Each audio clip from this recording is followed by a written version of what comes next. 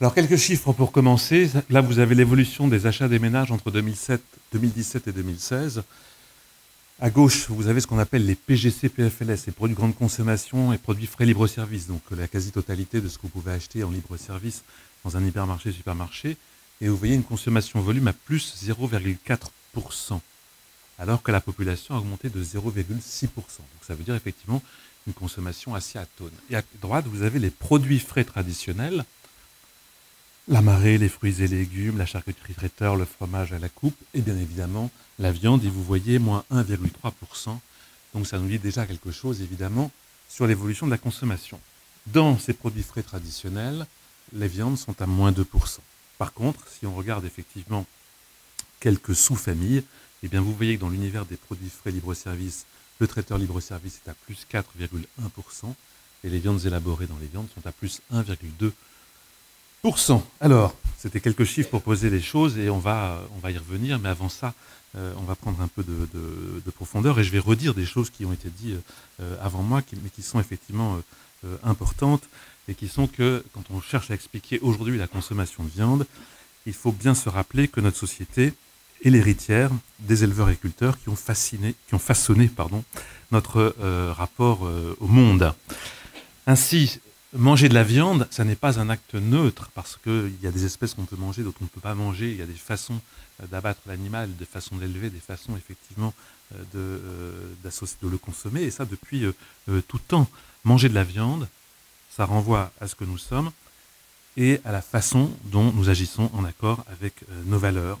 Ça agit sur nos comportements, sur nos habitudes, sur nos pratiques. Et bien évidemment, jusque dans les années 50, 60, 70, peu importe, nous pouvons dire que nous sommes encore effectivement dans un système de valeurs, en tout cas en France, ancré dans la ruralité, héritière de ce modèle du passé. Mais aujourd'hui, dans les années actuelles, rares sont les gens comme Joël capables de vous montrer des images d'abattage de volailles ou de naissance de veaux. Pour la plupart de nos concitoyens, l'animal, c'est le chat domestique, la nature, c'est l'herbe qu'on peut voir au pas dans son parc. Et donc, il y a une modification totale, évidemment, de notre rapport à la nature et à l'animal. Dans ce cadre, longtemps, la viande a été une évidence. Elle reposait sur, je dirais, 4 piliers. Le premier, c'est la nutrition, c'est ce qu'elle apporte, les protéines, etc. La satiété, le besoin. Enfin voilà, rappelons-nous qu'effectivement, on a connu la faim dans nos sociétés. Bien sûr, il y a le plaisir. Bien sûr, la viande, c'est quelque chose qu'on partage. Il y a une notion de convivialité. Et puis, la viande est un produit cher et elle est aussi un marqueur statutaire. La capacité, effectivement, à mettre sur sa table le dimanche midi une poule au pot au temps d'Henri IV ou un rôti il y a encore 20 ans était quelque chose d'important. Or, aujourd'hui, il faut bien dire qu'effectivement, la notion nutritionnelle dans notre société d'abondance perd de son importance. Nous ne sommes plus des travailleurs de force, on a moins besoin effectivement de satiété. La question statutaire, évidemment, ne s'exprime plus du tout à travers la viande, mais à travers votre dernier modèle de Samsung Woodiphone. Et il reste quand même effectivement quelques valeurs. Le plaisir, vous savez, la viande de bœuf fait partie des plaisirs qu'on a à manger. Et bien sûr, la convivialité, mais la convivialité le plus souvent réservée à des occasions festives, à des occasions de réception. Pour le reste, eh bien effectivement, un certain nombre de piliers de la viande se sont effondrés. Et cette fragilisation de son statut a ouvert la porte à sa remise en cause. Il y a aujourd'hui, ça a été dit, d'autres valeurs, d'autres courants de fond qui apparaissent, qui traversent nos sociétés. Et ces valeurs, ces mouvements de fond, effectivement, qui ne vont pas à la vitesse de Twitter, mais qui peuvent aller rapidement, surtout à partir du moment où on est coupé, je dirais, du monde rural, soit directement, soit par tradition. Donc ces courants, ces valeurs qui donnent sens à ce que nous sommes et qui façonnent notre rapport complexe au monde, à l'alimentation et à la viande en général, eh bien, donnent leur pleine mesure au sein de la catégorie dite des millennials. Qu'est-ce qu'on appelle les millennials? C'est ceux qui ont 18 ans en 2000, donc c'est les 18-35 ans de façon globale, qu'on observe depuis longtemps. On les appelait la génération X, on s'interrogeait sur leur étrangeté, et c'est vrai qu'ils sont étranges, on va y revenir, mais ce qu'il faut bien voir, c'est qu'ils vont peser 50% de la population active en 2020 et 75% de la population active dans 10 ans. Donc ce n'est plus un objet d'étude, c'est aujourd'hui une force agissante. Et ces milléniaux, eh bien, ils sont là. C'était une exposition pour ceux d'entre vous qui prennent le train à Montparnasse, qui était à Montparnasse, qui montrait les enfants Erasmus. On a effectivement des milléniaux qui sont les enfants de la circulation des biens, des idées, des personnes. Et c'est une population qui a bien sûr gardé un certain nombre de références héritées du passé, donc de moi, mais qui est née dans un monde en crise, qui est beaucoup plus métissé, effectivement, que n'étaient les générations antérieures, et qui se construit ses propres valeurs. Et qui se construit ses propres valeurs, non plus, effectivement, en écoutant la parole descendue des parents ou de l'institution ou de la société, mais en fonctionnant de façon en réseau. Et donc, ce sont des gens qui vont effectivement se créer leur propre univers dans lequel la liberté individuelle a énormément d'importance. Ils accordent beaucoup d'importance à l'appropriation de soi et à son affirmation. Et ça se traduit concrètement à travers la valorisation du corps, la remise en cause du genre, l'importance accordée effectivement au tatouage. J'aime beaucoup le tatouage, je n'ai pas le temps de vous en parler, mais... Et puis, bien sûr, l'attention à ce que l'on mange. Hein. On va s'exprimer à travers le fait que je suis no gluten, végétarien, bio, enfin voilà, ça fait partie effectivement des modes d'expression. Et puis évidemment, un aspect dont on a peu parlé aujourd'hui, c'est les comportements de consommation et non plus effectivement les valeurs et les images. Ce sont des héritiers, ce sont des nomades, ça implique sur la vision du monde et ça a un impact direct sur la consommation alimentaire. Moi, je mange à table. Voilà. Bah, eux, ils sont capables de manger debout, ils sont capables de manger sur une table basse, ils sont capables de manger par terre. Je mange, je fais une entrée, je fais un plat, je fais un dessert. Peut-être qu'il peut y avoir fromage et salade si je reçois. Eux, effectivement, sont des adeptes du plat unique. Et puis, au-delà de ça, même, ils sont capables d'aller sur des plats plus petits. On va dans un restaurant, on va prendre 2 plats chacun qu'on va se partager. On va faire des bouchées. La bouchée, c'est extrêmement important. Hein. Le sushi, c'est aujourd'hui 20% de la consommation excusez-moi. C'est 30% des achats de poissons frais dans la grande distribution. Et c'est un produit naturel pour plus de 22% effectivement de la population. Dans cette salle, je connais des gens qui font eux-mêmes leur sushi.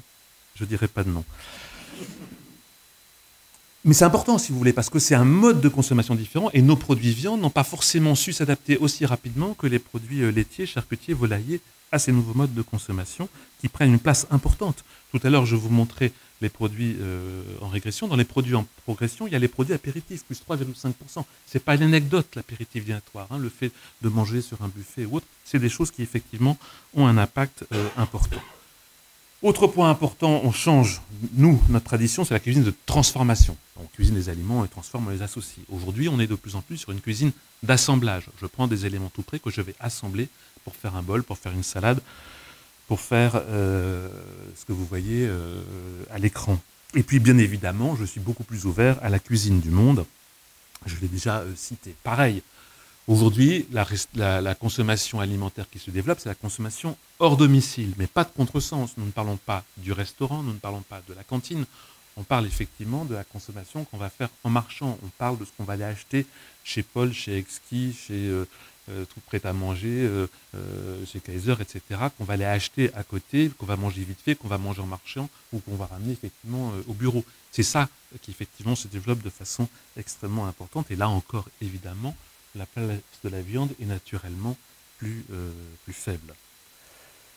Et autre élément important, effectivement, sur ce nomadisme, l'histoire de la planification. Hein, c'est-à-dire le fait qu'aujourd'hui, avec la diversité des commerces, et notamment le commerce en proximité qui se développe, avec le drive piéton de Leclerc, avec les applications, j'ai plus besoin de programmer. Je peux acheter tout de suite, maintenant, décider, et ça aussi, évidemment, ça a un impact fort sur la consommation, et toujours au détriment des viandes, puisque si, dans un hypermarché ou un supermarché, nos produits sont extrêmement bien représentés, vous comprenez bien que dans une supérette, c'est beaucoup moins le cas. Et pour en revenir aux questions effectivement qui nous agitent depuis ce matin, quitter le comportement de consommation et en revenir effectivement aux valeurs, je veux vous dire un mot de la dissonance cognitive. Le fait qu'on ait une image d'une filière et un comportement différent, c'est pas nouveau, ça existe depuis longtemps. Mais cette population plus jeune qui veut s'affirmer, etc., qui ne fait plus confiance, ou fait moins confiance aux institutions, a conscience qu'elle peut agir sur son environnement. Et donc, effectivement, elle va chercher à mettre en phase ce en quoi elle croit et ce qu'elle fait concrètement, ce qui explique effectivement la sensibilité plus forte qui va expliquer la sensibilité plus forte à l'éthique, à l'environnement, au bien-être animal, et qui peut jouer directement effectivement sur leur comportement par rapport à nos produits. Et avec parfois une remise en cause radicale, ça a été dit tout à l'heure, hein, le pourcentage de gens qui décident de diminuer est plus fort chez les plus jeunes qu'aujourd'hui, qui déclarent vouloir diminuer, et de la même façon, on estime que le taux de végétariens est le double dans cette population des milléniaux par rapport à la population générale. Donc au final, on arrive à une situation où la viande n'est plus indispensable. La viande reste effectivement un produit clé, un produit phare des rassemblements. Le mythe de la côte de bœuf, évidemment, reste présent, mais aussi du gigot d'agneau très récemment. Mais néanmoins, elle n'est plus effectivement perçue comme indispensable au quotidien. C'est la disparition du steak frites qui était pourtant effectivement un des symboles de la France pour Roland Barthes. Elle est toujours présente. Elle reste effectivement présente dans les plats qu'on va acheter, dans le hamburger, vous le savez, dans le poké, dans le chicken carne, etc., dans beaucoup des plats effectivement qu'ils achètent et qu'ils mangent. Mais c'est un ingrédient parmi d'autres. Et pour répondre à la question de tout à l'heure de madame qui demandait est-ce que finalement dire que l'élevage de poules en cage c'est plus sûr au niveau de la santé, peut-être, mais je ne suis pas obligé de manger effectivement du poulet. Je peux parfaitement manger autre chose. Nos produits sont substituables. Si ça ne me plaît pas, je ne vais pas forcément aller vers un produit dont on me dit qu'il est mieux, mais qui ne correspond pas à mes valeurs. Je peux tout simplement basculer sur autre chose. C'est ça qui est très important. Nos produits ne sont plus indispensables. Ce sont des ingrédients parmi d'autres. Et donc, effectivement, ils sont plus fragiles. Donc, la viande reste très présente, mais elle est en concurrence. Et pourquoi j'aime beaucoup parler des milléniaux? Parce que ces milléniaux, ils sont extrêmement observés. Ils sont observés par les journalistes, parce que c'est une population intéressante, c'est nouveau, ça change, ça fait des thèmes, et donc leurs idées, effectivement, sont largement publicisées. Et elles ont un impact sur les gens. Ils sont regardés par les distributeurs. Les distributeurs font évoluer leur point de vente, la façon dont ils vendent, les rayons qu'ils créent. Ils créent des rayons spéciaux, effectivement, apéritifs, des rayons spéciaux consommation rapide, mais une fois qu'ils sont créés, ces rayons, ils sont ouverts à toute la population. Et les opérateurs font évoluer les produits. J'ai mis à l'écran les effilochés, voilà, ça n'existait pas il y a quelques années. Et ces produits, une fois qu'ils sont créés pour cette catégorie, parce que ça c'est typiquement un produit millénial, vous comprenez, c'est un produit d'assemblage. Je fais une salade, je fais des pâtes, pouf, je mets un peu d'effiloché dedans, pratique, c'est fait, c'est complet. Mais ces produits, une fois qu'ils sont créés, effectivement, eh bien, ils s'adressent à l'ensemble de la population, d'où l'importance, à notre sens, effectivement, d'observer de près cette population et d'être capable de répondre à ses attentes aussi bien d'un point de vue comportemental que d'un point de vue image. Merci.